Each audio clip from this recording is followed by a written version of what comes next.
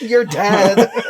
Hello, pleasure seekers. Welcome to Never Had the Pleasure, where we do a kind of before and after on something we've never seen before. This week we're covering James Cameron's True Lies. Before the days of Windows 95. Taskbars and email and shortcuts, oh my. Ah, the Wicked Witch of Windows 95. Oh, I heard that. It was the era of the halcyon True days. Lie. 94. Before we watch the movie, cover our hopes and predictions. After, we unpack what we've experienced, for better or worse. We're both pretty big James Cameron fans. A top shelf action director. And this, I think, fits squarely in that peg.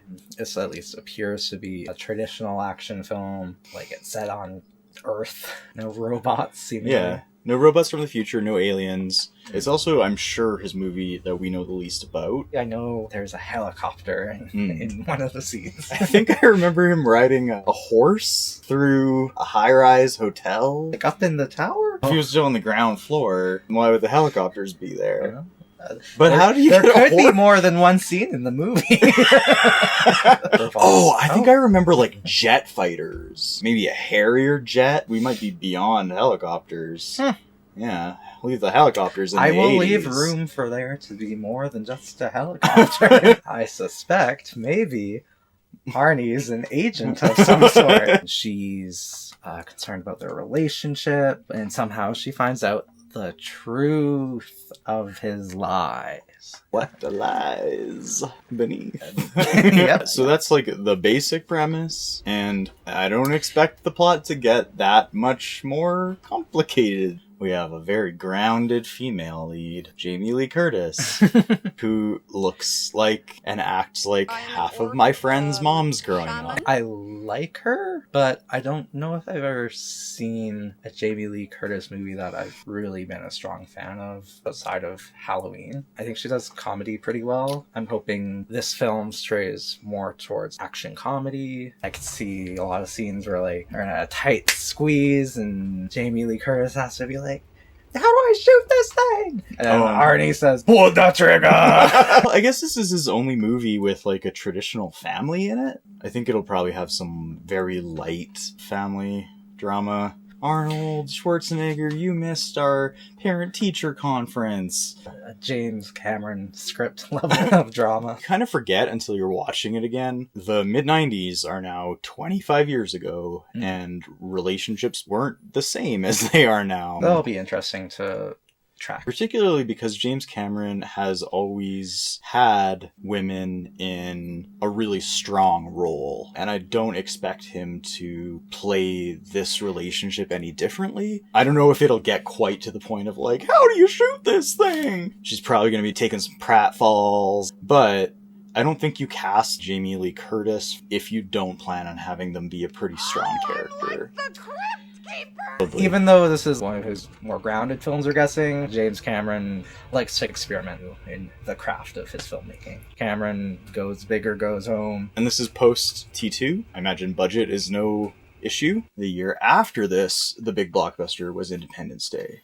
As CGI emerged, movies started to move away from purebred action into the Roland Emmerich, Barry Sonnenfeld, like science fiction, free for all, and then even later like superhero. Yeah, dominance. And with a Transformers transition period. Oh yeah, if you mention James Cameron, everybody's first thought goes to Avatar, and everybody talks about like, oh, it's completely irrelevant. I totally understand why people don't have a lot of respect for the plot of that film. I do remember at the time having my mind pretty blown, like how much of the world was digital, and maybe this isn't exactly accurate to what I would find today, but at least in my memories, comparing that to some of the like superhero Fast and Furious nonsense, still had that James Cameron clarity and simplicity to it. Like, you pegged something that I'd never put into words before, but that I do really appreciate about James Cameron. He's really good at legible set pieces that are still really exciting. He knows how to like ratchet up and control tension without having things become messy or incoherent. A rare and probably underappreciated skill. And they're memorable, too. The number of times we've seen two Marvel superheroes battle it out in just a big field. What gets me is when it's not two, when it's like hundreds. Yeah, two forces of CGI blobs. Just, I think he makes a certain kind of movie very well if you're looking for deep examinations of the human condition. And take it to his ex-wife. This is maybe the only James Cameron movie where there isn't a notable special effects accomplishment attached to it. I'm sure there's stuff where they push the limits of practical effects and pyrotechnics and stunt work. The kinds of action movies I enjoy the most are ones where you see the practical effects, the craftsmanship. The more recent Mission Impossible movies, Mad Max Fury Road, they all have CGI effects. Still, like, the bones of those movies are very impressive practical work. Yes. This is Arnold Schwarzenegger and James Cameron's third pairing, coming off of what was a career high for both of them. Yeah. What made them want to do this project together right after? One of them would have had to make this project happen, and I'm kind of curious what the backstory is there. Arnold Schwarzenegger was kind of done with purebred action movies by then, and it was long before he felt the need to reclaim that title. So, like, what drew him to this? And what does a victory lap for these two guys look like in 94? And where does Jamie Lee Curtis fit into it? It's interesting to have this legendary action star and this legendary director have another kick at the can when audiences were sort of starting to look in other directions. In the early and mid-90s, movies were getting, like, pretty meta about the notion of an action movie. True Lies probably, like, doesn't fall into that vein. But I don't think James Cameron really does meta. Action movies are kind of comfort food for me, and you don't want your comfort food to be meta, so I've kind of stayed away from some of the mid-90s action movies that were starting to comment on themselves. Like taking the Scream approach. I think Scream is probably a more successful meta commentary. I guess, like, when your whole audience has digested the genre, you have to acknowledge that, or you're gonna get really diminishing returns. So Tia Carrere. I don't know who this person is. I have like a dim recollection of seeing her in a scene on TV. If you wore like a sexy Indiana Jones costume for Halloween. Oh, okay. I'm imagining that, but that might just be me confusing her with Christmas Jones. Denise Richards? Yeah. Okay, yeah. And or Ellie Sadler, the sexiest sex kitten bombshell of the 90s. It seems like she is destined to be a romantic, like a monkey wrench. Temptress. Yeah. I would be very surprised if she was just like, hi, like if they just sort of like pass each other in the hallway. Whether she intends to be or not, I'm expecting her to be a kind of shit disturber. It makes sense for there to be a betrayal at some point. We know from every action movie ever, the villain has a head henchman or hench person. She's got henchwoman upside. Like a 90s bombshell femme fatale. Like Xenia Onatopp.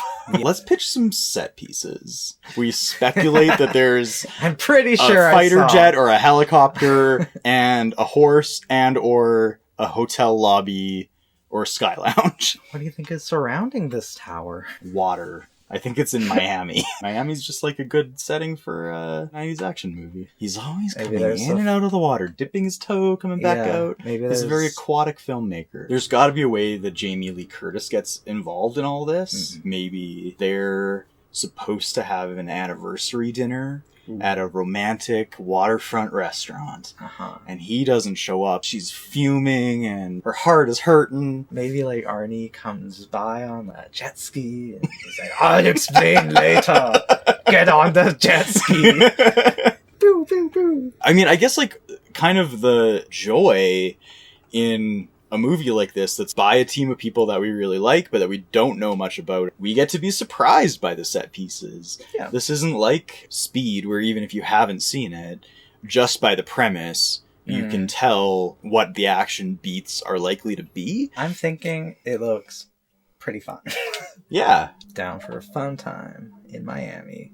with Jamie Lee Curtis. I'm just gonna say now, I have read Arnold Schwarzenegger's memoirs. I have done that with my time. I don't remember what he said about it. I'll maybe revisit that. It wasn't as memorable as the Planet Hollywood fashion planning. Yeah. You've got to get a guy like Tom Ford, I told Robert and Keith.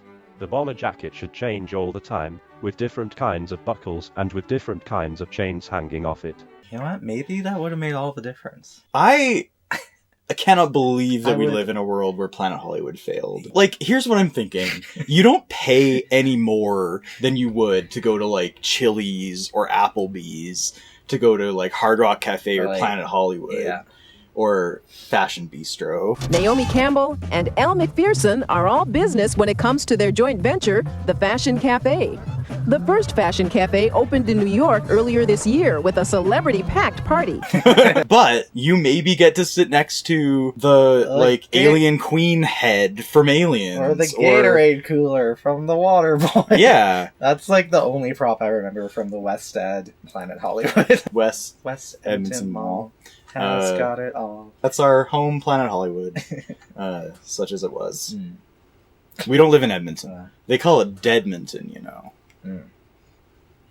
So yeah, we're both stoked. Totally down for a fun action film in the, I would say, like, master hands of James Cameron. You can use your computer user interface to pause this video and watch True Lies along with us if you'd like. Simply tap the screen of your smartphone or press the space bar on your keyboard. And then like and subscribe. Yeah, like, subscribe, comment. Give us your predictions. We'll be right back. What does he say? I'll be back. I'll be back. We'll be right back. That feels like a McBain line. Check out the movie along with us if you'd like. We'll catch you on the flip side. Oh, Michael, there's a bomb. Here about to go off. Oh, If you never see another movie in your life, see True Lies. There's something for everybody. Arnold Schwarzenegger, Jamie Lee Curtis, True Lies. Go for the fun. We got our Diet Orange Crushes. Diet Cheers. Yeah. It's just been a few hours since we watched Yes. True Lies. And that's a lie. We don't know what a Jellicle Cat is.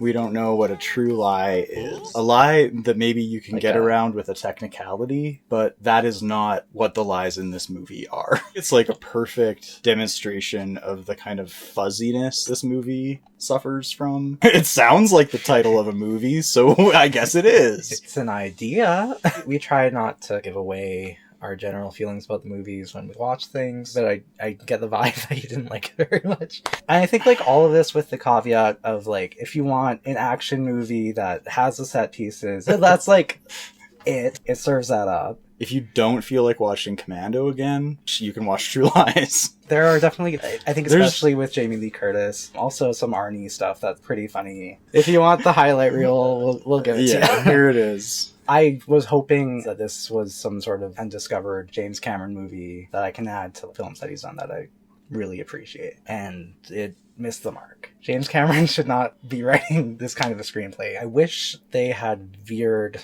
more into the comedy. Tonally, it was as much a comedy as I wanted or needed it to be. I'd say, like, the tone has a giant asterisk the size of the second act. It's very broad. The comedy is hitching got, like, so... horses running through bands in a hotel lobby. Yeah, that doesn't give your performers a lot of room in their comedy. It's one of those movies where, like, the performances are as good as the movie allows them to be, although it's certainly inconsistent. The problem wasn't the tone so much as the pacing.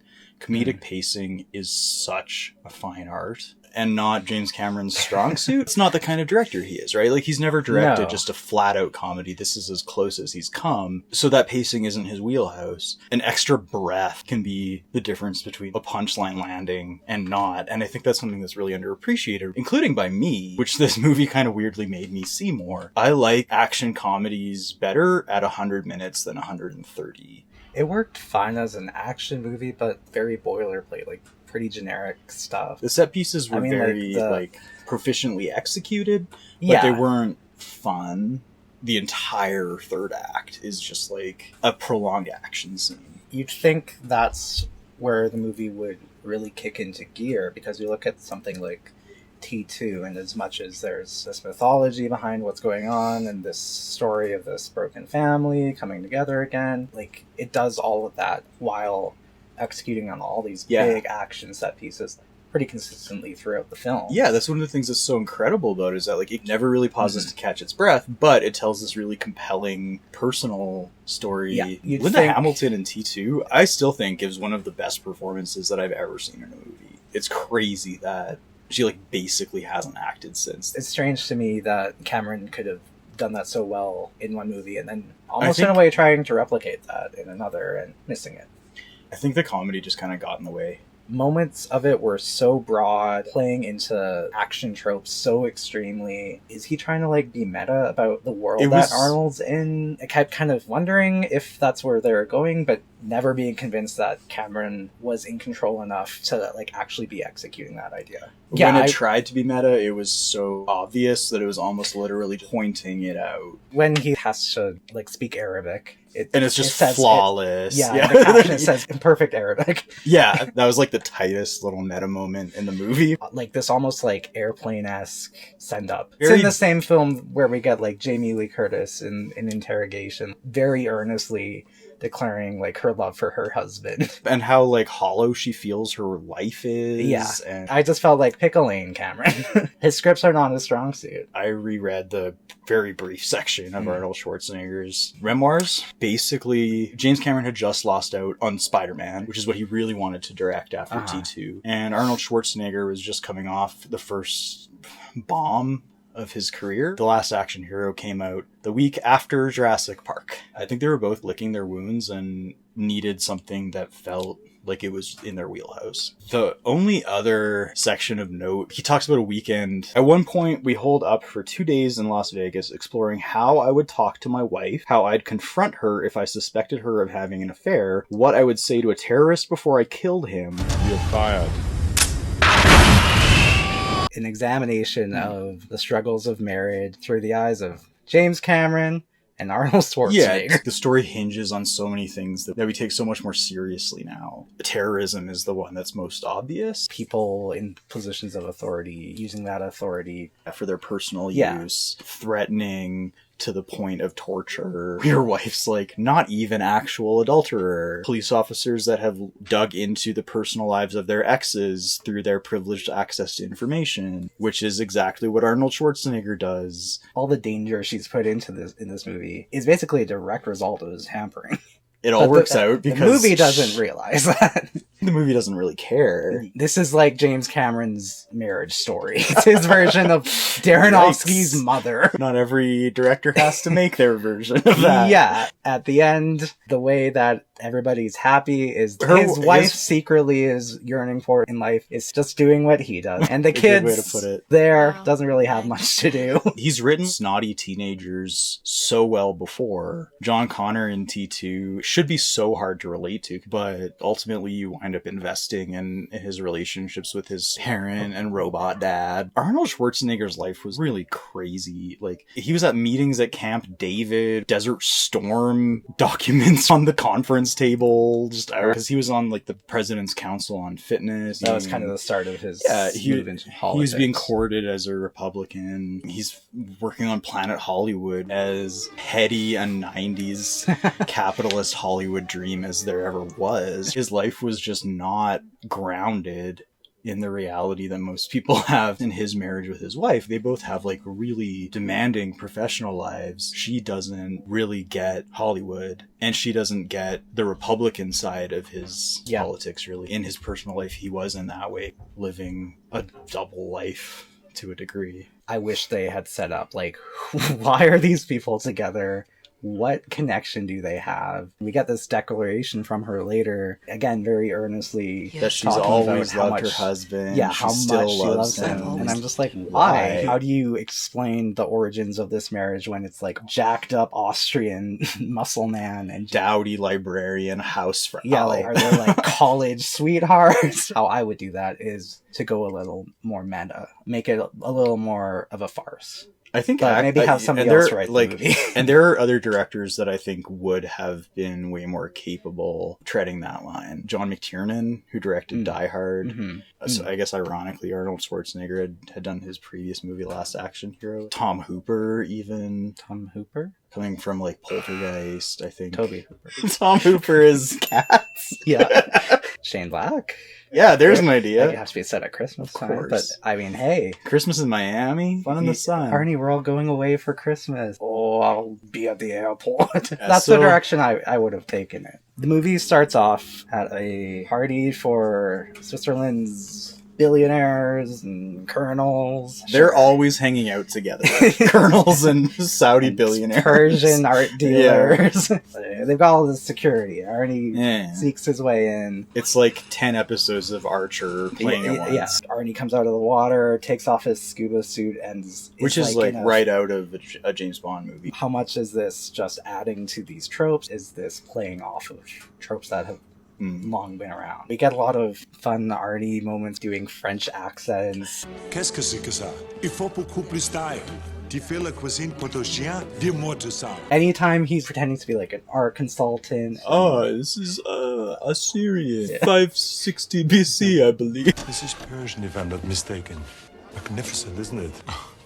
I adore it. It's a nice piece. You're like, It's like Cats, you gotta go with it. And like, I'm happy to go with it, but it doesn't work. So Arnie is trying to get this information, and I guess he just needs to wait for it to download. So to kill time, he meets up with Tia Carrera. I think it's just Tia Carrera. Juno Skinner. She's a Persian antiques dealer. So it sounded like you said antiques dealer. Tia Carrera played this role perfectly. I wish there had been more of a role. It would have been fun if she had turned out to be the mastermind. The movie that she is in is closest to the one that I want to watch. To kill time while this information is transporting Arnie, dance the most sensuous of dances. She got like pretty breathy. Wow. And then he's out. They explode their way out of this party. Just because somebody like asks him for the party invitation to prove that he was meant to be there as he's leaving. But that's not what a spy is. I think he could just like talk his way out of that. I was invited by the Chancellor. Or his extraordinarily well-funded spy agency would have just put together valid credentials. Exactly. He's a bad spy working for a bad spy agency. Yeah. Again, Archer just shredded this kind of Bond parody. But is it parody? The parody is just, aren't spy movies over the top? That's it. That's the whole parody. No, they drop it later on. Yeah. Arnie comes home and we've got Jamie Lee Curtis fast asleep. Okay, is this a thing in movies? Do men always sleep on the left side of the bed? The only two examples I could think of are The Simpsons and King of the Hill. I do think in this bedroom that Arnold Schwarzenegger was closer to the door. But on The Simpsons, I think it's Marge. And that tracks. King of the Hill, it's Hank. Good husband. His cover, Arnold Schwarzenegger's a computer salesman. They don't even mention, like, he likes to bodybuild on the side. No, it is the eternal problem with Arnold Schwarzenegger. But he does always just power through the problem. Yeah. Tom Arnold sets up Arnie with some Google Glass. Through this, he sees his daughter stealing. And it never comes up again. You really just like don't see her again until the end. We get quite a line from Tom Arnold when he talks about 12-year-old Eliza Dushku. You think she's still a virgin? She's probably stealing the money to pay for an abortion. Or drugs. Not cool. I would not feel comfortable saying that to deadly international super spy Arnold Schwarzenegger. They do seem to have a good relationship, by which I mean Arnold Schwarzenegger is just constantly dumping his responsibilities on Tom Arnold, and Tom Arnold is amiably tolerating them. I really thought he was going to be like a turncoat, because he was just putting up with so much shit. Arnie and Tom Arnie head to the Omega headquarters. Charlton Heston doles out some exposition for us. Terrorism plot to smuggle some warheads. Which felt so quaint and low stakes in the Marvel or possibly post-Marvel era. They're bringing in 5 nukes, and they're burning one on the Florida Keys. You almost could not, by design, put forth a more generic 80s, 90s action movie villain. Depth of character or nuance in villains has never been his strong suit. The Terminator is just a killing machine. It's a really well-rendered representation of that. There is, by design, no depth to that character. T2, again, that's a great performance in T2 and in Terminator. Same idea in Alien. Also the perfect killing machine. That just looks weird when it's applied to just humans. And I do think that there's a kind of escapism in a movie where the bad guys are just bad guys and, like, it's okay to shoot them because they're bad guys. It is late to the party. I feel like Die Hard was a turning point for, like, the caliber of villain that you could expect from an action movie. So Arnie is tracking the bad guys, and they head into this mall. He thought he was just getting dropped off by his put-upon chauffeur/partner, but instead we get the fight scene from Mission Impossible Fallout. Yes! A bare-knuckle, drag-him-out brawl. Yeah. There is no mustachioed Henry Cavill. We just get another one of those broad moments, the bystander in one of the stalls, despite this major action scene happening, doesn't even like lift his legs up or pull his pants up. Yeah. Buddy, the Darwin Awards are calling. Arnie's tracking this one bad guy. He hops on a motorcycle, and Arnie gets on a motherfucking horse, riding through this hotel lobby. Sorry. Excuse me. No, I like this action scene a lot better than the third act. Yeah, we got the horse in an elevator. There's like an older couple. Say something. Should we get off? Yeah. So this all culminates with Arnie and this bad guy on the roof of a Marriott. Logo prominently placed. Yep. Bad guy takes his motorcycle, hops onto a better looking hotel. So rooftop pool. Yeah. Everybody's having a good time there. Yeah. Marriott's is just stuffy old. Yeah. Cut from this action set piece to Jamie Lee Curtis at home. It's Arnie's birthday. She's been waiting up for him. What possibly can you say to this woman to get away with this kind of treatment? What he says is basically like, I'm sorry. He forgot something at the office. And then 4 hours later. Yeah, how is she not just assuming he's having an affair? Arnie, to try to make up for last night, shows up to try to surprise her with a lunch date. Uh-oh.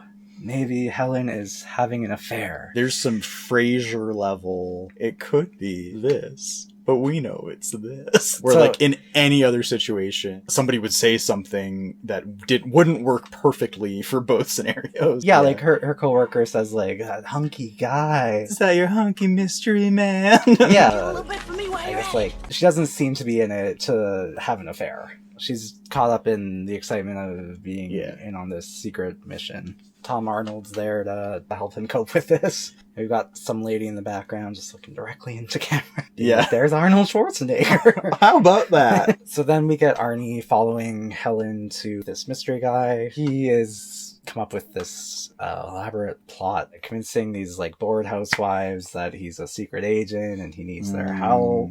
Yeah. He loves playing a cuck. Not playing a cuck like he is one. Playing like he got played. You know what else he loves? Asses like a 10-year-old boy. I don't know how to unpack that. Is that desirable? If that's your thing. Yeah, he also says... Pair of titties make you want to stand up and beg for buttermilk. Oh, I just now realized that James Cameron wrote that dialogue in a Las Vegas casino hotel room. Yeah. Alongside Arnie. Arnie is just going along with it. What are we talking about here? Pussy, right? Absolutely. Absolutely. Of course you want the buttermilk. How do you get them to give you the milk? Let us know in the comment. It doesn't matter. Paxton is trying to convince Jamie and Jesse. JLC. Oh, JLC. They need to pretend to be husband and wife. They need to know each other intimately. So he starts like pawing at her. It's the perfect play. Before it gets too far, before any rape. I don't know how else to put it. Yeah. Arnie like cuts his trailer in half. Uses the jaws of life. All right. It's a jaws of life. I know. Yeah, because they like open the trailer. All right. Arnie rescues his wife and whisks her off to be interrogated. She thinks that it's all still like spy plot. This guy's a real spy. You know, she sells it. Yeah, she sells it, but like, what movie is she in? That scene in particular, like the second act in general has the major structural problem of like not belonging to the same movie tonally and being completely divorced from the main plot. I don't know if the terrorist plot even gets mentioned in the entire second act. This scene in particular is such a problem spot, a complete tonal 180. They're just being cruel. They've kidnapped her. What did she kidnap her into sexual slavery? Yeah. Is functionally what happens, but they frame it as you were going to spy for them and they're bad. Now you have to do this for us and we're good. Eventually they tell her to head to this hotel and to dress sexy. Yeah. And she nails it with her first dress. And then she like literally deflowers herself. Oh my gosh. She asked for like a wet look. Yeah. Very trendy. Yeah. A couple years ago, I guess. The housewives are still trotting those wet looks out. I love a wet look. I always look wet. Surely you can't tell right now. As part of this mission, she has to pose as a prostitute. Sex worker. Without hopefully putting out. I guess. Yeah, without putting out or like prostitute named Michelle being discovered and murdered. It seems like she actually wants this kind of thrill in her life. I bet she wouldn't have minded if it came with some agency. Or if like she knew that her husband was behind this, like a role-playing thing that they both consented to. We get quite the strip scene. She's wearing a high V thong, maybe the highest V outside of Borat. The 90s were just like a great time for strip teases. In that way, this movie is an undiscovered gem. And that way alone. She goes for it. Yeah, she's got a figure. Toned. We've all seen her dance moves in Perfect. Oh, I thought you were going to talk about her yogurt commercials. That's where her real dance moves are at. Have you seen the dance from Perfect? Another high V. Sexy dancing with John Travolta. Try and stop a woman. He's long been highly sought for sexy dances. She is turning it out for a full song. Why does strippers always dance to like scuzzy, soggy bottom, southern fried rock? I've never been to a strip club where they played that kind of music. Yeah, no. Maybe all straight men just want them to play different kinds of music. Oh, and they've just been doing it wrong that time. Yeah, I don't know. She discovers that Arnie's this mystery man, but it's quickly whisked away by the actual terrorists. Who know that they're there somehow. They have plot abilities. Exactly. Arnie and Jamie Lee Curtis are in like a plane with Tia Carrere, whatever. He has to pretend that she's just a crazy sex worker. She's just some wacko hooker that I met down at the bar. Straight, because he doesn't want her involved. Except on his terms. Then we're off to the Florida Keys. Probably by accident. This movie has such a middle-aged couple trying to get their groove back vibe. We need some time to ourselves. Somewhere fun and a little sexy. So they go to Miami. Like all middle-aged couples trying to bring some spice back into their marriage, they'll take tango lessons. Do some light role playing. Terrorists have brought in these war figures. What I'm trying to say is that if you're taking tango lessons, your marriage is a sham. Headed for a marriage renewal ceremony. They give Arnie truth serum and she gets to kind of like interrogate what exactly is going on. Her questions are just like, are you really a super spy? Yeah. Really? Not like, how did this start? How long have you been When were you planning on telling me? Yeah. We're let in on the terrorist plan. They're bombing a city each week. How many weeks do I guess they think? gotta get around to different cities. But then, if terrorists had planned 4 more 9/11 scale events during the 4 weeks after 9/11, do you think they would have been able to pull them all off? Upper class creative types playing with their action figures, but it's not fun. They find out that they have a kid back home. Oh, I thought you meant that like Helen and Henry Trasker find out they have a kid back home. They could have just plumb forgot. You mean to say the terrorists? Yeah. Uh-oh. The Arnie and JLC escape. There's like a big shootout. Even though this movie had an R rating, they were very careful not to have Jamie Lee Curtis actually purposefully kill anybody. Like, she's wielding the gun and then she drops it. Yeah, it like keeps firing. Which was closest to my prediction of how do I shoot this thing? But it also served nicely to get her off the hook for killing anybody. Ladies don't murder. Jamie Lee Curtis is in this limo with Tia Carrere. The keys are lousy with attack choppers. This one's got Arnie in it. Jamie Lee Curtis is in a fight with Tia Carrere to gain control of the situation. The bridge has been blown out, so she needs to get out of the limo. There's no one behind you. Can't you just like stop the limo? I think she had a few ways out of it. But the movie went with the one where Arnie has to save her. You're right, Mike. This should have ended the action scene by having Tia Carrere and JLC stop their feud. No, she's like knocked out. Jamie Lee wins the fight. They have a kiss, then Jamie Lee's done for the movie. Arnie hops in the fighter jet. He just says, bye. He doesn't want to tell her that their daughter has been kidnapped. Why worry her? Yeah. Just like The Man Who Knew Too Much. It's a similarly dark marital relationship. Hold that call a minute, Joe. I want you to take these. They'll relax you. What is it? Come on. There's one way of finding out. Now, come on, Joe. Now sit down. You gave me sedative. Sit down. Where is he?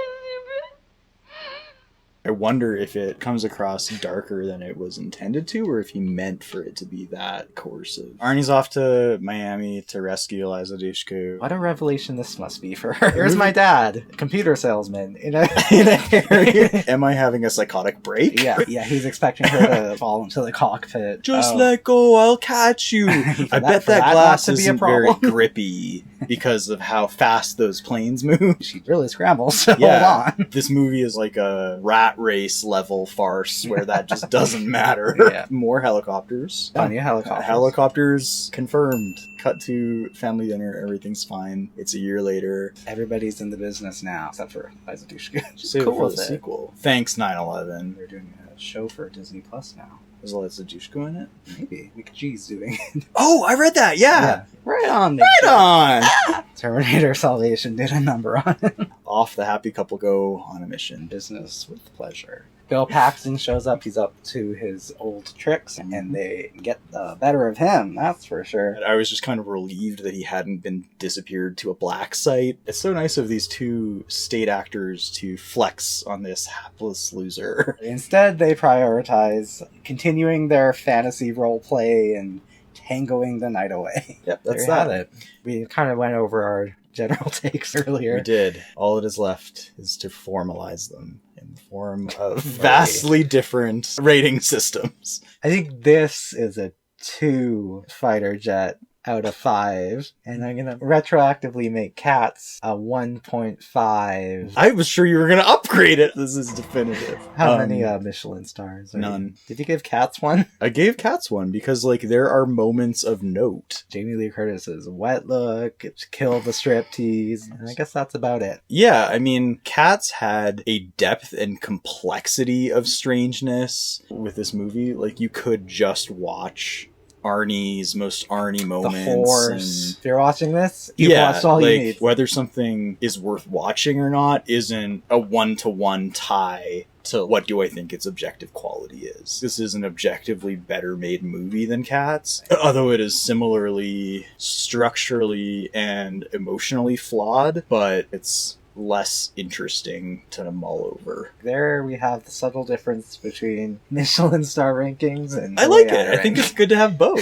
I can't remember the last time I saw a movie this clueless as to what it was trying to be. As long as it was a James Cameron directed Arnold Schwarzenegger vehicle, it was going to do fine. The sequel might have been a better movie and as big a hit or bigger if Titanic hadn't reframed everything for James Cameron. And then obviously if 9/11 hadn't happened. We're chasing a hidden gem. I think we both were hoping this would be. The idea here isn't that we just do takedowns of shitty movies. So I think we're going to try to do a little bit of a layup next time. Yeah. Thanks for watching. If you have subscribed, an extra thank you. Thank you for subscribing. Yeah. This channel's brand new, so if you could let us know how you found out about this, if you have a friend that you think would be into it, share it around. Yeah, give us any feedback that you've got. We'd love to hear from you. Yeah. Goodbye. I just want to do something, do something, do something, do something. I just want to do something, do something, do something. I just want to do something, do something. I just want to do something. I just want to do something outrageous. That's sexy. Professor Axl Rose of Madonna. That's what hurt. It's just some black down at the bottom. Make you want to stand up and beg for buttermilk. Act like a 10-year-old boy. Listen, you're right. That's a nice piece. Wow. Kill them with me while you're at it. Absolutely, absolutely, absolutely. Do a Nicole Kidman. It's like this.